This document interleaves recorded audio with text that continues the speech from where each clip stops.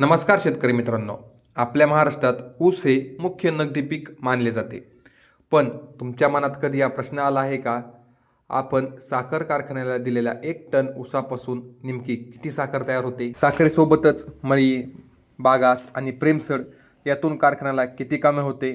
आणि सर्व खर्च वजा करून कारखान्याला 1 टन ऊसामागे निव्वळ नफा किती मिळतो?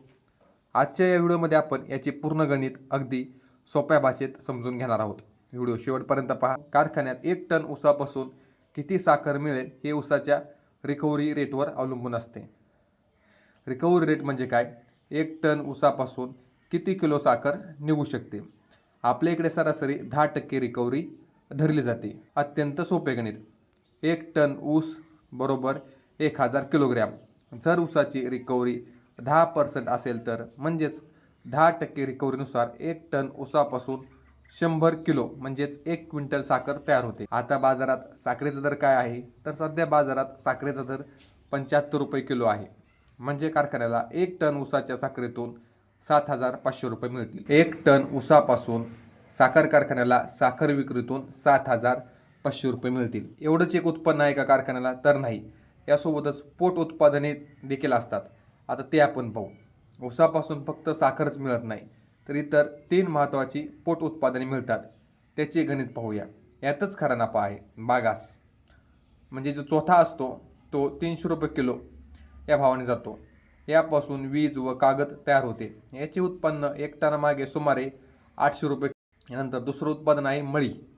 यापासून इथेनॉल व दारू तयार होते.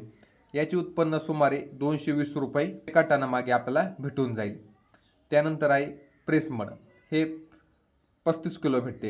याचा वापर शेतात सेंद्रिय खत म्हणून उपयोग होतो. याचे उत्पन्न सुमारे 65 रुपये.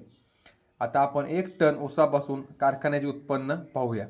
साखर 7500 रुपयाची, बागास 800 रुपयाचा, मळी 220 रुपयाची, प्रेसमड 65 रुपयाचे. एकूण मिळणारी रक्कम ही 8585 रुपये राहील. आता हा कारखान्याचा निव्वळ नफा आहे का? तर नाही.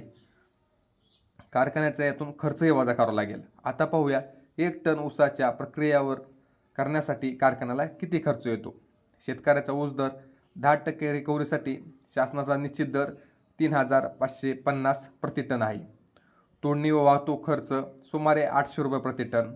प्रक्रिया व कामगार खर्च 650 रुपये प्रति टन. यामध्ये वीज कामगाराचा खर्च येतो. कारखान्याचा एकूण खर्च 3550 प्लस 800 प्लस 650 बरोबर 5000 रुपये प्रति टन हा खर्च होतो. आता आपण कारखान्याचा निव्वळ नफा पाहू.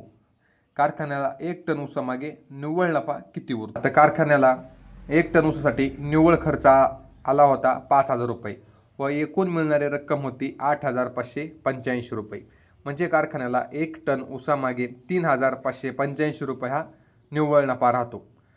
यात महत्त्वाचं म्हणजे जर कारखान्याचा स्वतःचा इथेनॉल किंवा सहवीज निर्मिती प्रकल्प असेल तर हा नफा अजूनही वाढू शकतो. थोडक्यात सांगायचे तर 10% रिकव्हरीनुसार 1 टन ऊसापासून 100 किलो साखर तयार होते. साखरेचा 7500 रुपये आणि पोट उत्पादनाचे 1085 रुपये मिळून 8585 रुपयाचे उत्पन्न होते. ज्यातून सर्व खर्च जाऊन कारखान्याला सुमारे 3000 ते 3500 रुपये निव्वळ नफा मिळतो. तुम्हाला ही माहिती कशी वाटली? तुमच्या परिसरातील साखर कारखान्याचा दर काय आहे ते खाली कमेंट करा. व्हिडिओ आवडल्यास लाईक करा आणि सर्व शेतकरी बांधवांपर्यंत पोहोचवा.